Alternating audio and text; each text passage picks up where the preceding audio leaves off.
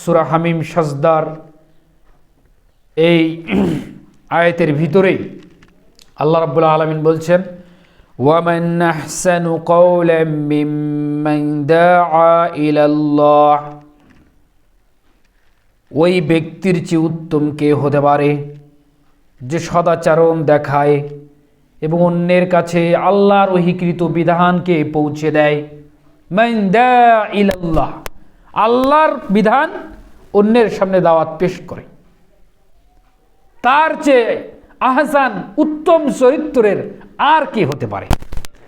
ওয়ামান আহসানু কাওলাম, কাওলাম মানে বলা, কে হতে পারে? ওয়ামান আহসানু কাওলাম মিম্মান দাআ ইলাল্লাহ। এরপরে বলছে ওয়ামিলাস সালিহান, এবং আমলে সলেহ করে। কি করে? আমলে সলেহ করে। ওয়ামিলাস সালিহান ওয়া ক্বালা ইন্নানি মিনাল মুসলিমিন, এবং নিজেকে পরিচয় দেয় আমি একজন খাঁটি মুসলিম। মুসলিমের সদাচরণ কেমন হবে আল্লাহ তুলে ধরলেন, উত্তম চরিত্রের উত্তম পন্থায়। ওয়ামান দাআ ইলাল্লাহ, আল্লাহর পথে তারা দাওয়াত দিবে, আল্লাহর পথে। এবং ওয়ামিলাস সালিহান, তারা আমল করবে সলেহ আমল, আল্লাহ প্রদত্ত যে আমল আসমান থেকে আদেশ করেছেন মুহাম্মদ সাল্লাল্লাহু আলাইহি সাল্লামের তরিকা অনুযায়ী, এই আমল করবে। ইন্নানি মিনাল মুসলিমিন, এবং নিজেকে মুসলিমের পরিচয় দিবে।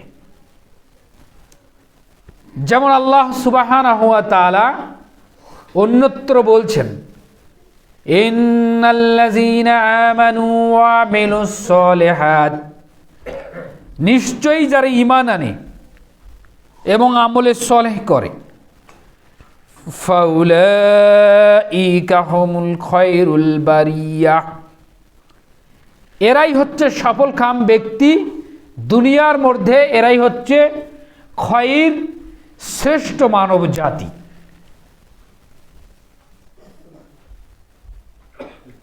এই কথা মুহাম্মদ সাল্লাল্লাহু আলাইহি সাল্লাম বলছেন, আল্লাহ তাআলা বলছেন। আর মুহাম্মদ সাল্লাল্লাহু আলাইহি ওয়াসাল্লাম কি বলছেন দেখেন। আন আবি হুরায়রা রাদিয়াল্লাহু তাআলা আনহু থেকে বর্ণিত, রাসূল সাল্লাল্লাহু আলাইহি ওয়াসাল্লাম বলছেন, আতাদরুনা মা আকসারু মা ইউদখিলুন নাসাল জান্নাতা তাকওয়াল্লাহি ওয়া হুসনুল খুলুক। আতাদরুনা মা আকসারু মা ইউদখিলুন নাস আন-নার আল আসওয়া ফানিল ফামুল ফারাস। তোমরা কি জানো কোন জিনিস মানুষকে বেশি বেশি জান্নাতে প্রবেশ করায়? এই কথা কে বললেন?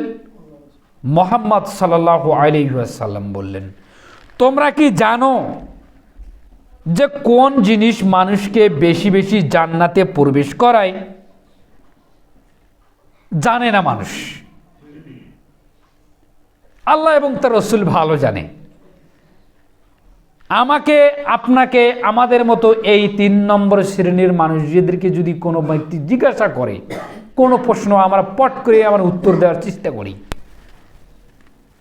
কিন্তু তারা জিজ্ঞাসা করার পর যখন যাদের আল্লাহ রাসূল যখন জিজ্ঞাসা করতেন তাদেরকে, এই শোনো, তোমরা কি জানো বেশি বেশি মানুষদেরকে জান্নাতে প্রবেশ করাবে কোন জিনিস? আল্লাহ এবং আল্লাহ রাসূল ভালো জানে, আমরা জানি না। আমরা না জেনেও উত্তর দেই, মানে মুখ চুপ থাকতেই আমাদের সমস্যা হয়। চুপ থাকতে হবে। যদি জানেন তারপর দম নিতে হবে। কথাটা কিভাবে পড়েছি, কিভাবে শুনেছি, কি আদর্শে তার সঙ্গে কথাটা বলতে হবে, আগে ধৈর্য ধারণ করতে হবে, তারপরে তাকে বলতে হবে, তারপরে বলতে হবে আল্লাহু আ'লাম, আল্লাহ ভালো জানেন। এটা হচ্ছে দাওয়াতের সিস্টেম। বললো আর পট পট পট পট করে বলে দিলেন, এটা হলো না, এটা এটা সুন্নতি পদ্ধতি নয়। রাসূল সাল্লাল্লাহু আলাইহি সাল্লাম জিজ্ঞাসা করতেন, তোমরা কি জানো, প্রায় বিষয় জিজ্ঞাসা করতেন, তখন সাহাবীগণ বলতেন আল্লাহ ওয়া রাসূল সাল্লাল্লাহু আলাইহি সাল্লাম ভালো জানেন, তেনার কাছ থেকে আমরা শুনতে চাচ্ছি। কেউ জিজ্ঞাসা করলে বলবেন আপনার মতামত কি, আপনার জানা কতটুকু, আমি তো এইভাবে জানি, মিল হচ্ছে কিনা, যদি না হয় তাহলে কোরআন এবং হাদিসের দিকে ফিরে যাই। তো আল্লাহর নবী সাল্লাল্লাহু আলাইহি সাল্লাম বলছেন, তোমরা কি জানো কোন জিনিস মানুষকে বেশি বেশি জান্নাতে প্রবেশ করায়?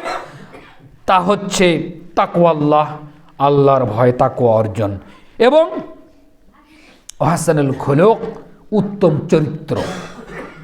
উত্তম চরিত্র মানুষকে বেশি বেশি জান্নাতে প্রবেশ করায়, এবং যে যত বেশি আল্লাহর ভয় অর্জন করেছে, তাকওয়া অবলম্বন করেছে, এই দুটি জিনিস, চরিত্র এবং তাকওয়া, এই দুটি জিনিস মানুষকে বেশি বেশি জান্নাতে প্রবেশ করায়।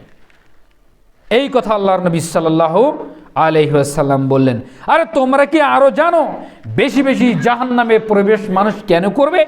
কেন বেশি বেশি কোন জিনিস জাহান্নামে প্রবেশ করে? আল্লাহর নবী সাল্লাল্লাহু আলাইহি সাল্লাম কি বললেন?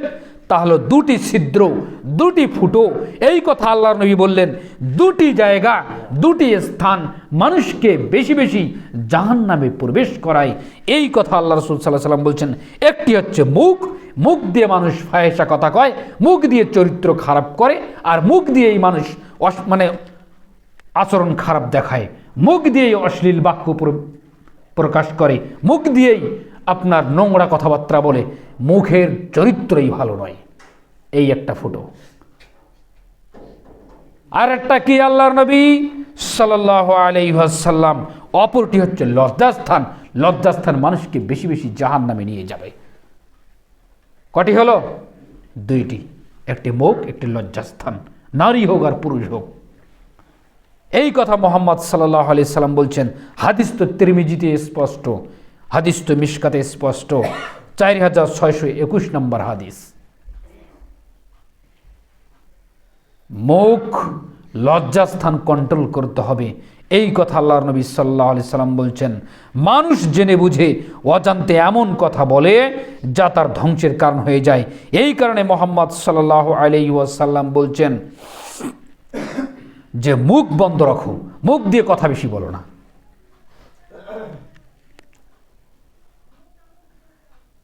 আল কিবরু বাতারুল হক, তোমরা কি জানো অহংকার কি? আল কিবরু বাতারুল হক, তোমরা কি জানো অহংকার কি? আল বাতারুল হক, আল কিবরু বাতারুল হক, হককে প্রত্যাখ্যান করা, হক থেকে মুখ ফিরিয়ে নেওয়া হচ্ছে অহংকার। তোমরা কি জানো অহংকার কি? অগন্তুন নাস, মানুষদেরকে তুচ্ছ মনে করা, তাচ্ছিল্য মনে করা। এইভাবে আল্লাহর নবী সাল্লাল্লাহু আলাইহি সাল্লাম বলছে, মানুষকে হেয় প্রতিপন্ন মনে করা, মানুষকে মানুষে মনে না করা, সব সময়ের জন্য মনে করেন আমি সব জানতা, আমি সব বড়, আমের মতো কেউ নেই দিনদার, আমার মতো আর কেউ নেই, আমার অমুক আছে, আমার তমুক আছে, আমি সব বুঝি, আমি সব মানি, আমারই সব। ও মানুষ হলো নাকি? ও গমতুন্নাস, সহিহ বুখারী মুসলিমের হাদিস, আমি বলিনি, মুহাম্মদ সাল্লাল্লাহু আলাইহি সাল্লাম বলছেন। আল কিবরু বাতারুল হক, অহংকার আছে হক থেকে মুখ ফিরিয়ে নেওয়া। ও গমতুন নাস, মানুষকে হেয় প্রতিপন্ন করা, মানুষকে তুচ্ছ মনে করা, এটা হচ্ছে অহংকার। অহংকার কি আল জান্নাতে যাবে? এটা মনে করেন অহংকারী ব্যক্তি জান্নাতে প্রবেশ করবেন? আল্লাহ রাসূল সাল্লাল্লাহু আলাইহি সাল্লাম তাই বলছেন। বাজ ইবনে হাকিম তার পিতা হতে বর্ণনা করেছেন, তার দাদা বর্ণনা করেন, তার দাদা বলেন যে রাসূল সাল্লাল্লাহু আলাইহি সাল্লাম বলছেন, সেই ব্যক্তির জন্য ধ্বংস যে কথা বলে এবং জনতাকে হাসার জন্য মিথ্যা কথা বলে, রসিকতা করে কথা বলে, রসিকতা চালায়, এই ধরনের ব্যক্তির জন্য ধ্বংস, তার জন্য ধ্বংস, তার জন্য ধ্বংস। এই কথা মুহাম্মদ সাল্লাল্লাহু আলাইহি ওয়াসাল্লাম বলেন। মানুষ হাসানো কথা বলা যাবে না, মিথ্যে অভিনয় করা যাবে না, অভিনয় চূড়ান্ত হারাম, টোটাল হারাম। কেন এই বিষয়টা আমি নিলাম? আচরণ কতটুকু আমাদের সদাচরণে এসেছে?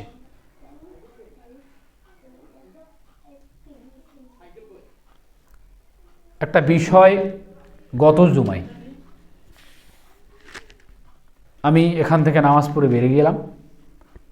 ওই ভাঞ্জে 2টি লোক আমাকে আটক করেছে, রানিং মোটরসাইকেল আমাকে আর আটক করেছে, করে কিছু কথা বলল। হঠাৎ আগন্তুক ব্যক্তি, লোক দুটো কালো করে, মুখে দাড়ি নেই, টুপি আছে মাথায়, নামাজ পড়ে গেছে আর কি। তা আমি অনেক আগে বলেছি, যেমন একটা চরিত্র এমন একটা আদর্শ গঠন করেন যাতে করে এখান থেকে সুঘ্রাণ ছড়িয়ে যায়। আতর আপনি মেখেছেন, কিন্তু এর সুঘ্রাণ অন্যই নিয়ে প্রশংসা করবে। গোটা একটা জামাত কোরআন এবং সুন্নাহর উপরে প্রতিষ্ঠিত। জামাত বলতে বিশাল 300, 800, 500 বাড়ির জামাত নয়। যা আছেন প্রশংসা করেন, বলা আলহামদুলিল্লাহ। আর 300 বাড়ি মিলে আমাদের জামাত হাজির মসজিদে, গুটি কয়েক ছেলে, কিন্তু কোনোটা কাজ আমাদেরকে বাদ দিয়ে তারা করে না। তাদের আমল তাদের কাছে, আমাদের আমল আমাদের কাছে। আমরা বাতিলের সঙ্গে আপোষ করি না, কিন্তু ওরা দেখে যে ন্যায়নিষ্ঠ এবং সত্যবাদিতার দিক দিয়ে এবং আচরণের দিক দিয়ে এই ছেলেগুলো আমাদের সঙ্গে সব সময়ের জন্য সদাচরণ দেখায়। আমরা যাইয়ে না, তারপর আমাদের সঙ্গে প্রত্যেকটা বিষয় আলোচনা পর্যালোচনা করে আমাদের সঙ্গে পরামর্শ করে ওরা ওই কাজটা করে। কেন? আমরা চিন্তা ভাবনা করি যে কোরআন এবং সুন্নাহর এই নিরিখে দাওয়াতটা পৌঁছে দিলে লোকটা হেদায়েতের পথে আসবে। 1 থেকে 2, 2 থেকে 3, এভাবে 70 থেকে 72 জন। ওই আকাবার যখন বায়াত হচ্ছে তখন ওইভাবে দাওয়াত এসেছিল। 7 জন, 12 জন, 26 জন, 71 জন, হয়ে গেল 72 জন। ওই সুরঙ্গের বায়াতের ঘটনা মনে আছে? এটা শুধু দাওয়াতই পারছে, সদাচরণ দিয়ে এটা এসেছে। তো এই জিনিসগুলো আমাদেরকে ফলো করতে হবে। তা আগন্তুক 2 জন ব্যক্তি আমার হ্যান্ডেলের মধ্যে আগে আসলো, বসলো, দাঁড়ালো আর বললো, দাঁড়ান হুজুর সাহেব, বলেন আপনাদের জামাতের কিছু লোকের আচরণ এই ধরনের। বিষয়টা খুব খারাপ লাগলো আমাকে। তাই বললাম, আমি তো জানি না, কোনো কথা বলা হয়নি, নাম ধাম কোনো কিছুই বলা হয়নি, কেউ বলেনি, আমি শুনিও নি। উগ্র স্বভাবের আচরণ দেখায়, মানুষ মানুষকে দেখলে থুপ ছিটায়, মানুষ মানুষকে দেখলে পা ছাড়ায়, মানুষ মানুষকে দেখলে হাত পা ছিঁড়া বিড়া করে, জুতা ধপধপ করে, এই ধরনের কিছু কথা বলল। এগুলো থেকে ফিরে আসতে হবে। আত্মশুদ্ধি সবচেয়ে বড় সফলতা। আত্মশুদ্ধি হচ্ছে সবচেয়ে বড় চ্যালেঞ্জিং বিষয়, মনে রাখবেন। এর চেয়ে বড় চ্যালেঞ্জ আর নেই। সারাদিন আপনার আমি ত্রুটি বের করব, যে বলেছে ও কিন্তু আরো খারাপের খারাপ, ওটা আরো জঘন্য আমি জানি, ওটা নামাজে পড়ে না আমি জানি, নামাজি লোকের সুর দেখলে আমি বলে দেব, এটাও আমি জানি। কিন্তু আপনার পিছনে সে লেগেছে এটাও আমি জানি, কিন্তু আপনি তার পিছনে লাগবেন না। আমার কথা বুঝতে পারেননি? মসজিদ নববী মানে পৃথিবীর শ্রেষ্ঠতম মসজিদ, আর পৃথিবীর সবচেয়ে নোংরা মানুষকে বেঁধে রাখা হয়েছে তাকে মারবে বলে। আমাকে মারলে আপনাকে মারবো, মোহাম্মদকে মারবে মানে জানেন কত বড় কথা? আমাকে যদি হত্যা করে আপনাকে হত্যা করা হবে, বুঝেন কথা কত গভীর চলে গিয়েছে। মানে যদি সুমামাকে মারা হয়, মোহাম্মদ জমিনের উপর টিকে থাকতে পারবে না, এত বড় হুমকি দিচ্ছে। পৃথিবীর সবচেয়ে দামি জায়গা মসজিদে নববীতে। আল্লাহ রাসূল বলছেন, ফাতলে কুহু, ওকে ছেড়ে দাও। ভয়ে ছেড়ে দিয়েছে মনে করছেন? মুহাম্মদ সাল্লাল্লাহু আলাইহি ওয়াসাল্লাম ভয়ে ছেড়ে দিয়েছে ব্যক্তিকে? না, এটা আল্লাহ তাআলার আদেশ। ওমা ইয়ানতিকু আনিল হাওয়া ইন হুয়া ইল্লা ওয়াহয়ু ইউহা। কোনো কথা, কোনো কাজ মুহাম্মদ সাল্লাল্লাহু আলাইহি ওয়াসাল্লাম নিজে করতেন না। যা করতেন, যা বলতেন, সেটা সবটাই ছিল আল্লাহ প্রদত্ত ওহী। ফাতলেকু, সঙ্গী সাথী ওকে ছেড়ে দাও, ও চলে যাক, ও কথা গ্রহণ করবে না। এটা ছিল কৌশল। সেই কথা মানছে কি মানছে না, সদাচরণ দেখে ওকে ছেড়ে দাও, চলে যাও, সসম্মানে ছেড়ে দাও। শুধু ছেড়ে দাও, সসম্মানে ছেড়ে দাও। যুদ্ধ অবস্থায় বন্দী হয়ে মসজিদের নববীতে বাধা, ছেড়ে দিয়ে দিল। আরে ভদ্র মানুষ দেখেছি, আচরণের মানুষ দেখেছি, এত ভদ্র মানুষ জমিনের উপরে আমি দেখিনি। বলে সুবহানাল্লাহ। কে দিচ্ছে সাক্ষ্য বলেন? একজন অধর্মী, একজন অমুসলিম এই সাক্ষ্য দিচ্ছেন। পৃথিবীতে মানুষ দেখেছি, তবে এত বড় ভদ্র মানুষ আর এত বড় সদাচরণের মানুষ জমিনের উপরে আমি আর কাউ দেখিনি। এইভাবে বলছেন সুমামা বিন উসাল। তার ভাবনাটা ছিল এরকম। বেশ কিছুদিন গেল যে সে পবিত্রতা অর্জন করে ফিরে এসে বলছেন, আশহাদু আল্লা ইলাহা ইল্লাল্লাহ ওয়া আশহাদু আন্না মুহাম্মাদান আবদুহু ওয়া রাসূলুহু। আমি সাক্ষ্য দিচ্ছি মুহাম্মদ, আমি সাক্ষ্য দিচ্ছি আল্লাহ ব্যতীত সত্য কোনো মাবুদ নেই, এবং আমি আরও সাক্ষ্য দিচ্ছি মুহাম্মদ সাল্লাল্লাহু আলাইহি সাল্লাম আল্লাহ প্রেরিত রাসূল। বলি আলহামদুলিল্লাহ। এইরকম আচরণ তো করা হয়নি। এরূপ আচরণ কি আমাদের সঙ্গে করা হয়েছে? করুক না, তারা ইট পাটকেল মারুক। তায়েববাসীর কাছে আল্লাহ রসুল সাল্লাল্লাহু আলাইহি সাল্লাম দাওয়াত নিয়ে গেছেন। দাওয়াত তো গ্রহণ করেনি, এমন একটা বাক্য বলেছে, সে বাক্য আজ পর্যন্ত বিবরণে আসেনি। কি বলেছে এই বিবরণে কিন্তু লেখা হয়নি, তবে বাক্যর গভীরতা, ওয়েট কত হতে পারে শুধু এতটুকু অনুধাবন করেন। আল্লাহ রাসূল সাল্লাল্লাহু আলাইহি ওয়াসাল্লামকে জিজ্ঞাসা করা হয়েছিল, আপনার জীবনের সবচেয়ে কষ্টদায়ক জিনিস কোনটি? বলছেন দুটি। একটি যেদিন আমার কাঁধের উপরে উটের নাড়িভুড়ি চাপিয়ে দেওয়া হয়েছিল সেদিন, আর যেদিন আমি তায়েববাসীর কাছে দাওয়াত নিয়ে গেছি সেদিন এমন একটা বাক্য বলেছে, মানে সব সেন্স আল্লাহ রাসূল সাল্লাল্লাহু আলাইহি ওয়াসাল্লামের ওই সময় কোনো চিন্তাধারা, কোনো সেন্স কাজ করেনি। ওটাই ভাবতে ভাবতে তিনি ফেরত এসেছেন। যখন যুবকেরা ইট পাটকেল পাথর দিয়ে নিক্ষেপ করে তাকে রক্তাক্ত করেছেন, এটাও তার মাথায় আসেনি। মানে এই কথাটাই তিনি চিন্তা করছেন। কি বাক্য আল্লাহ ভালো জানেন। এত বড় বাক্য 30 কিলো দূরে যে আঙ্গুর ফলের বাগানে উল্টে পড়ে গেছে রক্তাক্ত অবস্থায়। পৃথিবীর সৃষ্টি থেকে শেষ পর্যন্ত আল্লাহ এত রাগান্বিত হননি, আর কোনোদিন হবেন না। এত রাগান্বিত আল্লাহ হয়েছেন ওই দিন ওই তায়েববাসীর উপরে। পৃথিবীর সৃষ্টিকে আঁচ করেছেন আল্লাহ, আর ধ্বংস কবে করবেন আল্লাহ ভালো জানেন। কোনোদিন এত রাগান্বিত হননি। পৃথিবী শেষ হয়ে যাবে, এত রাগান্বিত আর আল্লাহ হবেন না। এই কথা ফেরেশতাগণ বলছেন মুহাম্মদ সাল্লাল্লাহু আলাইহি ওয়াসাল্লামকে, আপনি আদেশ করেন, যা বলবেন আজকে আপনি তাই করা হবে।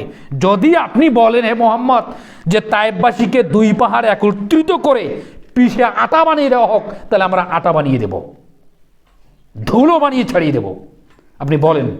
আল্লাহ কত রাগান্বিত হয়েছে ওই জাতির উপরে, তায়েববাসীর উপরে। মুহাম্মদ সাল্লাল্লাহু আলাইহি ওয়াসাল্লাম চরিত্র দেখাচ্ছেন। যদি আজকে তাদেরকে পিষে ধুলা বানিয়ে দেওয়া হয়, ধ্বংসই করে দেওয়া হয়, তাহলে আমি এই দিনের দাওয়াত আমি কার কাছে নিয়ে যাব? এটা ছিল মুহাম্মদ সাল্লাল্লাহু আলাইহি ওয়াসাল্লামের কথা। তখন ফেরেশতারা এখান থেকে পাল্টা চলে গেলেন। ঘটনা ওই পর্যন্তই। আল্লাহ দোয়া করলেন, হে আল্লাহ, ওই বংশ থেকে তুমি হেদায়েতপ্রাপ্ত ব্যক্তি দান করো। যে হিজরিতে ঘটনা ঘটেছে তার পরের হিজরিতে বিশ্ববিখ্যাত সাহাবী আবু হুরায়রা রাদিয়াল্লাহু তাআলা আনহুর মতো বিশ্ববিখ্যাত সাহাবী ওই গোত্র ওই তায়েববাসী থেকে হেদায়েত পেয়ে আল্লাহ রাসূল সাল্লাল্লাহু আলাইহি সাল্লামের কাছে এসে গেছেন। বলে সুবহানাল্লাহ। আমি আদর্শ দেখালাম, চরিত্র দেখালাম। ওয়ামান আহসানু কাওলাম মিম্মান দা ইলাল্লাহ। ওই ব্যক্তির চেয়ে উত্তম কে হতে পারে, সদাচরণ চরিত্র কে হতে পারে, যে মানুষকে আল্লাহর দিকে আহ্বান করে এবং আমলে সলে করে। সদাচরণটাও একটা আমলে সলে। বুঝাতে পারছি কি? সদাচরণটাও আমলে সলে। কেন আপনার আমার কথায় তারা এই ধরনের অনুভব করবে? হতেই পারে সামাজিকভাবে তর্ক বিতর্ক ঝগড়াকাটি যখন হয়েছে তখন। এরপরও দাদা, ব্রাদার, ভাই, চাচা, ভাতিজা, শোনেন, যা হয়েছে হয়েছে। আপনি বিদাত করেন, আমি করি না, আপনি ছাড়েন, গালি দিচ্ছেন, ভাবেন। এই নীতিতে আসতে হবে। তুচ্ছ মনে করা যাবে না। আল কিবরু বাতারুল হক। হকের উপরে আছেন, হক প্রত্যাখ্যান করেননি।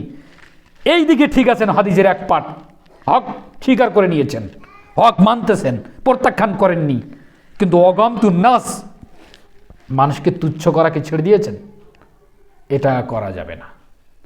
যাই হোক, আল্লাহ রাব্বুল আলামিন যেন আমাদেরকে সঠিক বুঝ দান করেন। সকলে বলি আল্লাহুম্মা আমিন। আল্লাহ সুবহানাহু ওয়া তাআলা যেন আমাদেরকে বিনয়ী এবং সদাচরণ করেন। সদাচরণ বলতে ওয়ালাকাদ কানা লাকুম ফি রাসূলিল্লাহি উসওয়াতুন হাসানা,